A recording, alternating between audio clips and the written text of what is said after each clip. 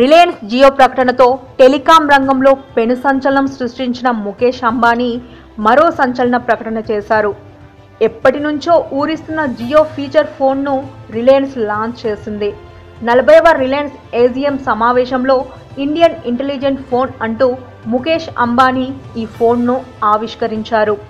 అదిరిపోయే ఫీచర్లతో ఉన్న 4G ఫీచర్ ఫోన్ను ఇండియన్స్ అందరికీ ఉచితంగా ఇవ్వనున్నట్లు రిలయన్స్ అధినేత ముఖేష్ అంబానీ ప్రకటించారు. ఆగస్టు 15న ఈ ఫీచర్ ఫోన్ను మార్కెట్లోకి తేనున్నారు.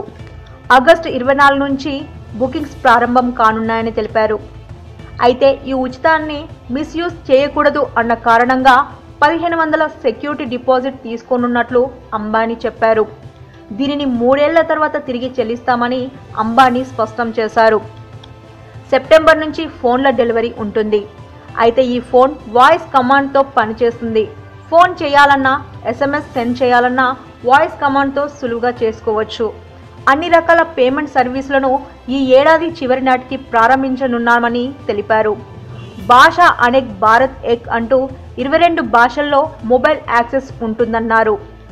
జియో ఫీచర్ ఫోన్ వినియోగదారులకు 153 ప్లాన్ ద్వారా నెల రోజుల వ్యాలిడిటీతో అన్లిమిటెడ్ డేటాను ఉచితంగా అందిస్తామని ముఖేష్ ప్రకటించారు. ఫస్ట్ కమ్ ఫస్ట్ సర్వ్ బేసిస్లో మొదట బుక్ చేసుకున్న వారికి డెలివరీ అందుతుంది. 50 లక్షల వరకు ఫోన్లు తొలి విడతలో అందించాలని లక్ష్యంగా పెట్టుకున్నట్లు రిలయన్స్ వెల్లడించింది. For more interesting updates please subscribe to our channel.